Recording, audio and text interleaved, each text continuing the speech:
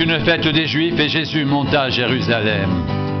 Or à Jérusalem, près de la porte des brebis, il y a une piscine qui s'appelle en hébreu Bethesda et qui a 5 portiques. Sous ces portiques étaient couchés en grand nombre des malades, des aveugles, des boiteux, des paralytiques qui attendaient le mouvement de l'eau, car un ange descendait de temps en temps dans la piscine et agitait l'eau.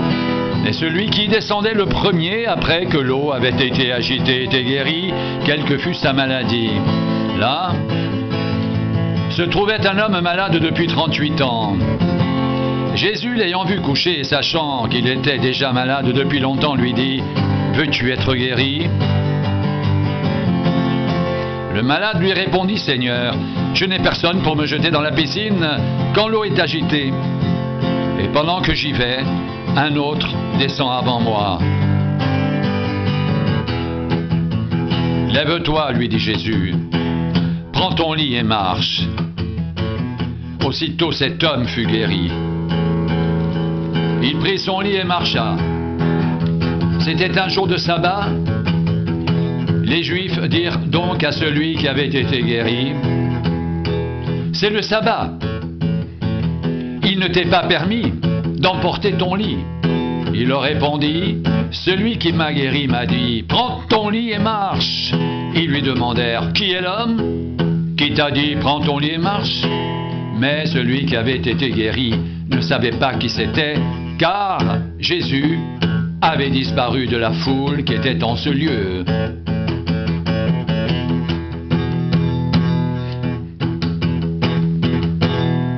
Depuis, Jésus le trouva dans le temple et lui dit, « Voici, tu as été guéri. Ne pêche plus, de peur qu'il ne t'arrive quelque chose de pire. »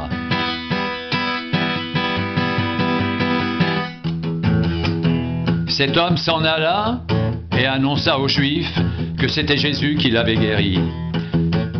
C'est pourquoi les Juifs poursuivaient Jésus, parce qu'il faisait ces choses le jour du sabbat. Mais Jésus leur répondit, « Mon Père agit jusqu'à présent, moi aussi j'agis. »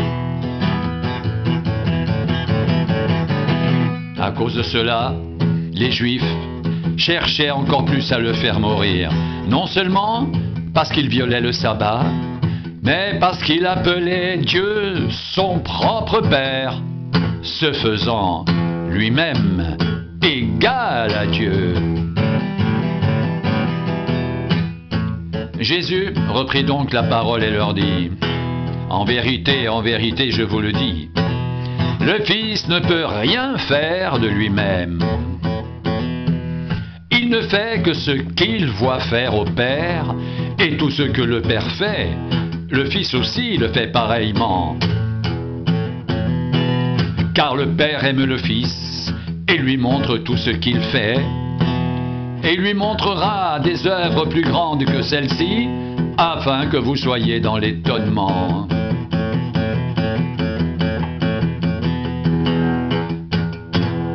Car comme le Père ressuscite les morts et donne la vie, ainsi le Fils donne la vie à qui il veut.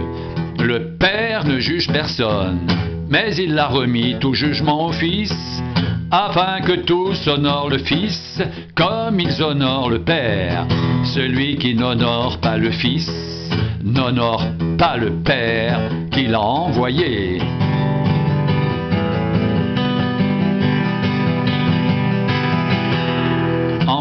En vérité, je vous le dis, celui qui écoute ma parole et qui croit à celui qui m'a envoyé à la vie éternelle, et ne vient point en jugement, mais il est passé de la mort à la vie.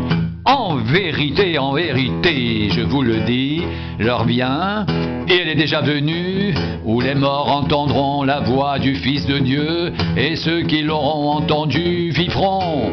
Car comme le Père a la vie en lui-même, ainsi il a donné au Fils d'avoir la vie en lui-même. Et il lui a donné le pouvoir de juger parce qu'il est Fils de l'homme.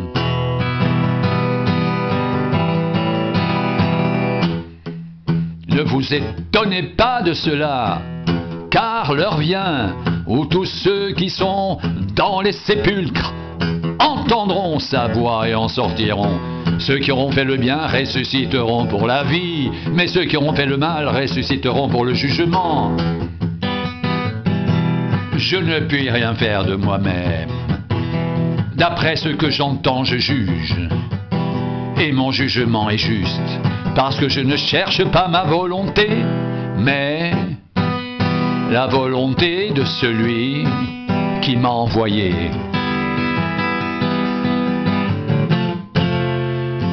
Si c'est moi qui rends témoignage de moi, mon témoignage n'est pas vrai.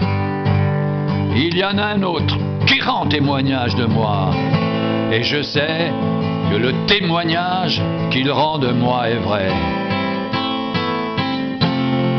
Vous avez envoyé une délégation vers Jean, et il a rendu témoignage à la vérité.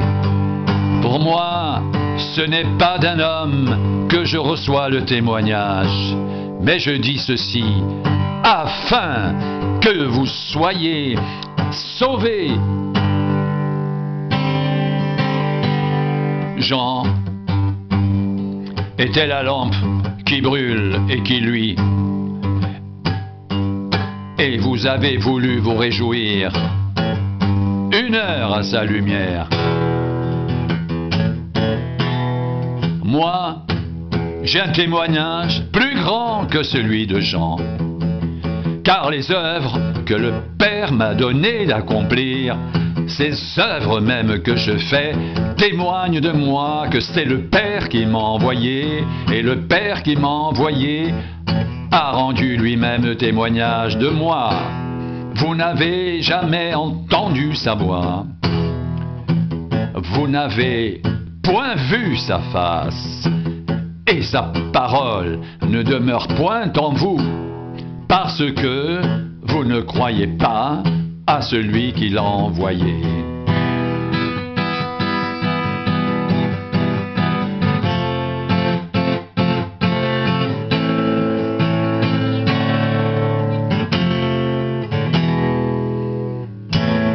Vous sondez les Écritures parce que vous pensez avoir en elles la vie éternelle. Ce sont elles qui rendent témoignage de moi, et vous ne voulez pas venir à moi pour avoir la vie. Je ne tire pas ma gloire des hommes, mais je sais que vous n'avez point en vous l'amour de Dieu. Je suis venu au nom de mon Père, et vous ne me recevez pas. Si un autre vient en son propre nom, vous le recevrez. Comment pouvez-vous croire, vous qui tirez votre gloire les uns des autres et qui ne cherchez point la gloire qui vient de Dieu seul? Ne pensez pas que moi, je vous accuserai devant le Père. Celui qui vous accuse, c'est Moïse, en qui vous avez mis votre espérance. Car si vous croyez Moïse, vous me croiriez aussi, parce qu'il a écrit à mon sujet. Mais vous ne croyez pas ses écrits. Si vous ne croyez pas ses écrits, comment croirez-vous à mes paroles?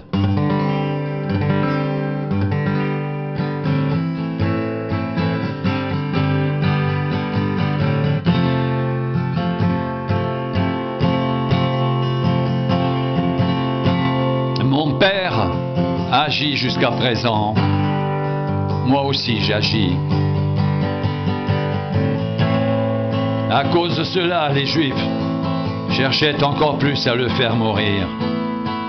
Non seulement parce qu'il violait le sabbat, mais parce qu'il appelait Dieu son propre Père, se faisant lui-même égal à Dieu.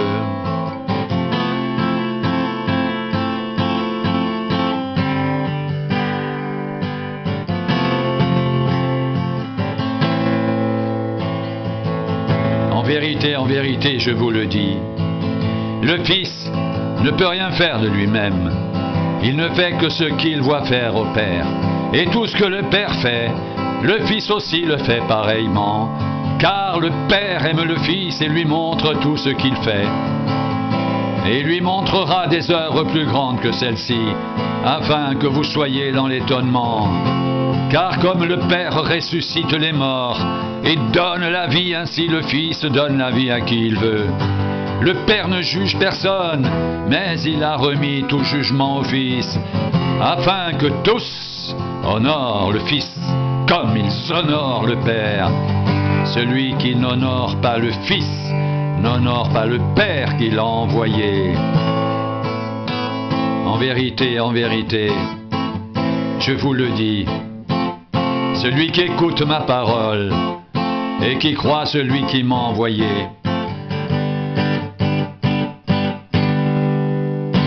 a la vie éternelle et ne vient point en jugement, mais il est passé de la mort à la vie.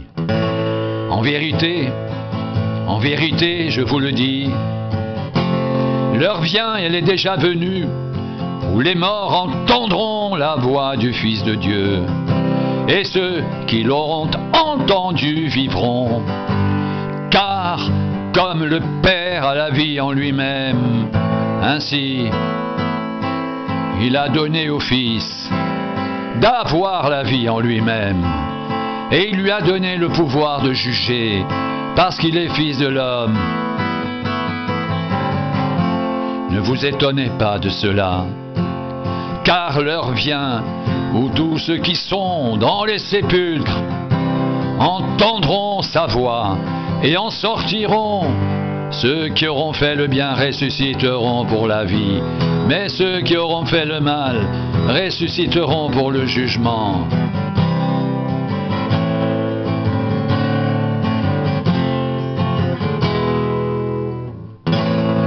Je ne puis rien faire de moi-même.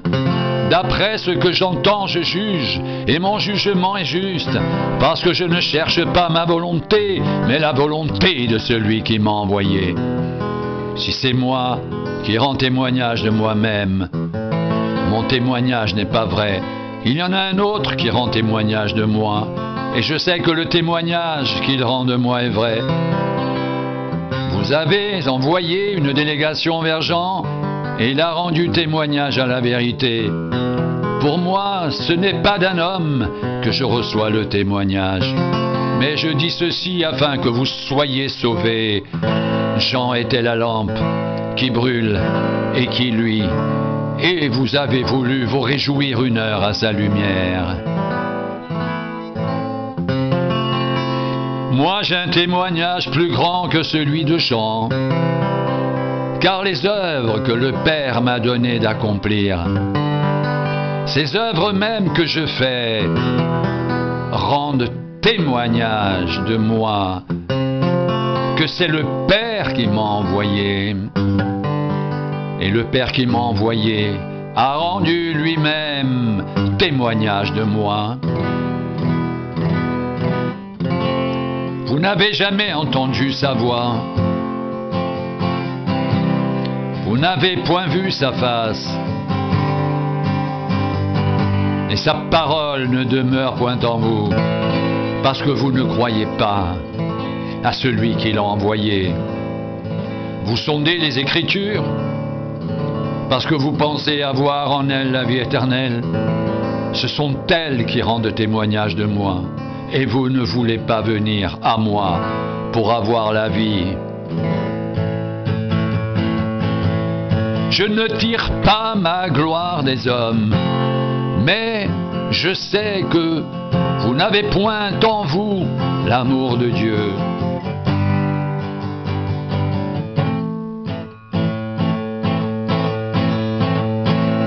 Je suis venu au nom de mon Père, et vous ne me recevez pas. Si un autre vient en son propre nom, vous le recevrez. Comment pouvez-vous croire, vous qui tirez votre gloire les uns des autres, et qui ne cherchez point la gloire qui vient de Dieu seul? Ne pensez pas que moi, je vous accuserai devant le Père. Celui qui vous accuse, c'est Moïse, en qui vous avez mis votre espérance. Car si vous croyez Moïse, vous me croiriez aussi, parce qu'il a écrit à mon sujet. Mais si vous ne croyez pas à ces écrits, comment croirez-vous à mes paroles ?